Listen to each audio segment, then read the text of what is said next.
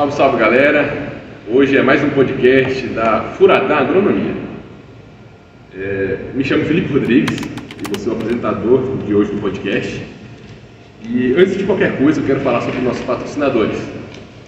Entre eles nós temos a UFT, Universidade Federal do Tocantins, campus de Gurupi, e temos também a idealizadora do nosso podcast, que é a professora Suzana, que dá a matéria de Biologia Celular. Hoje, nossos entrevistados são dois.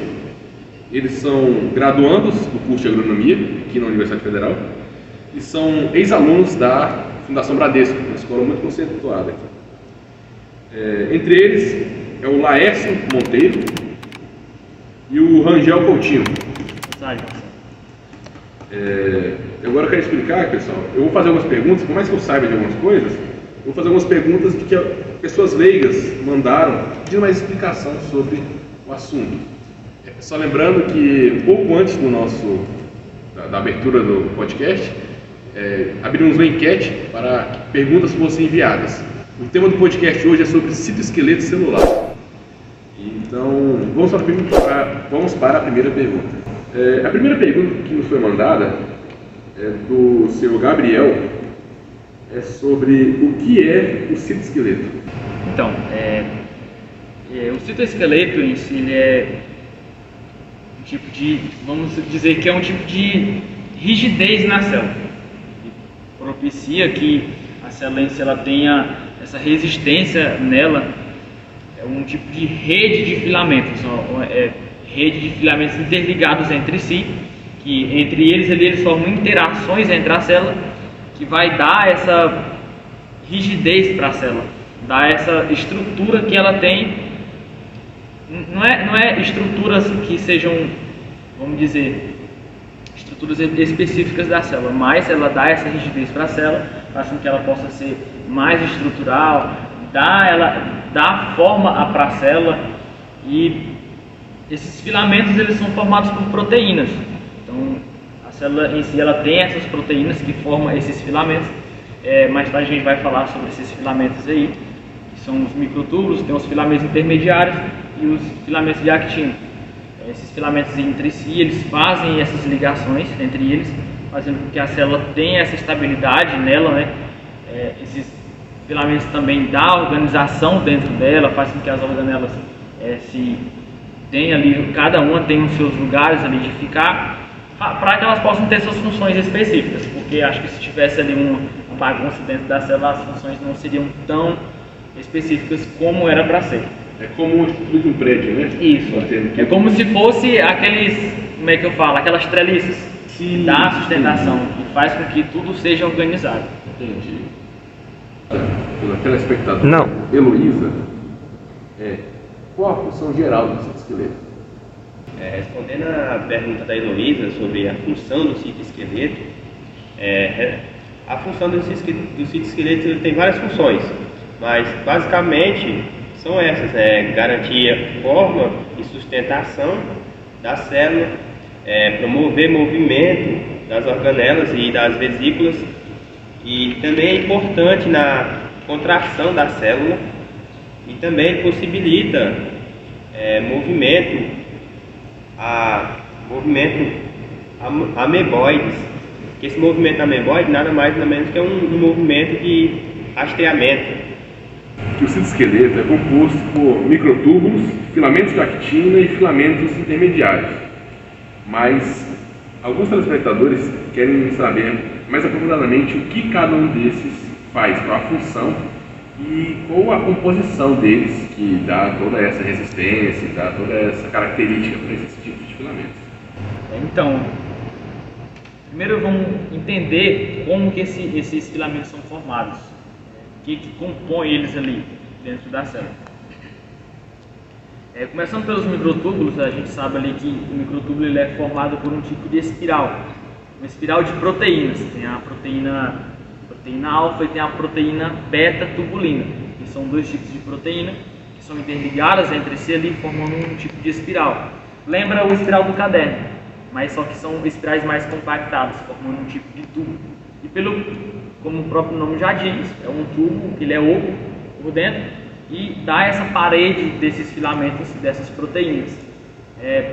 O microtúbulo em si ele tem dois polos. Na biologia a gente fala que é o polo positivo, representado pelo sinal mais, e tem o polo negativo, que é representado pelo sinal menos.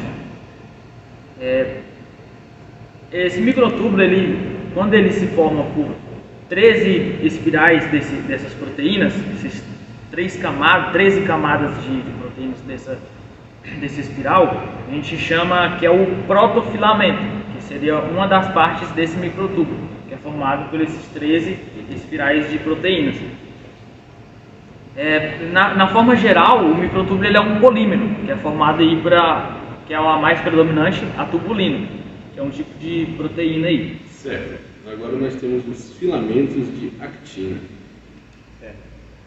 Os filamentos de actina, eles são mais finos e mais flexíveis em comparação aos microtúbulos.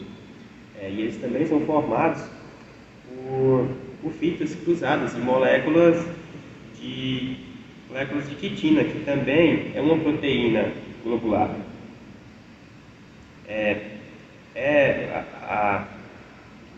Os filamentos de actina têm por função dar suporte mecânico, forma e permite o movimento da célula. Certo. E os filamentos intermediários? Os intermediários aí mais um dos tipos de filamento aí na célula, né?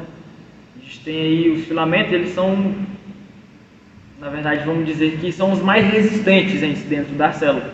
São os mais resistentes aí que possibilitam que as células tenham menos choques mecânicos. A gente sabe aí que o ser vivo ele é formado por células e as células em si, o meio exterior, possui choques. Tem atuações do meio exterior que faz com que a célula tenha alguns tipos de alterações. Por exemplo, quando eu levo alguma pancada no braço, esses filamentos eles estão agindo, porque eles têm resistência, eles estão dando à célula com que ela possa ter resistência para que não tenha a quebra da membrana plasmática. Eles dão essa sustentação, essa robustez à célula.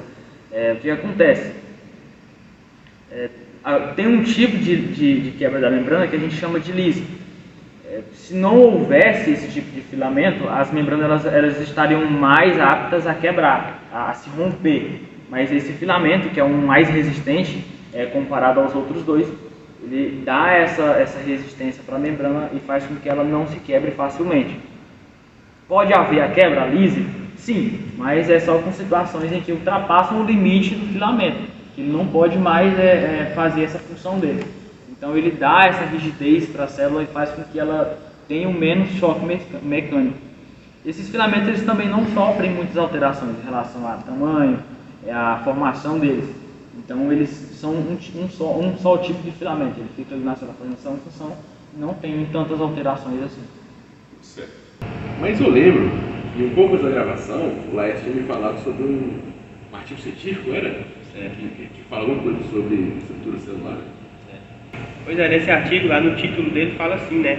Que é abastecendo o citoesqueleto, as ligações entre metabolismo celular e a remodelação da actina. Então, essa revisão, ela examina estudos recentes que investigam como a célula ajusta seu metabolismo para fornecer energia necessária para a remodelação do citoesqueleto, que ocorre durante a migração celular. Então é isso. Por hoje está acabando. Só lembrando, pessoal, que caso ainda restar alguma dúvida, vai aparecer aqui na tela um número, vocês podem mandar mensagem e eles estarão respondendo um pouco depois. Também vai estar aparecendo um link do artigo científico que foi citado aqui. Quero agradecer a todos, muito obrigado pela atenção e até mais.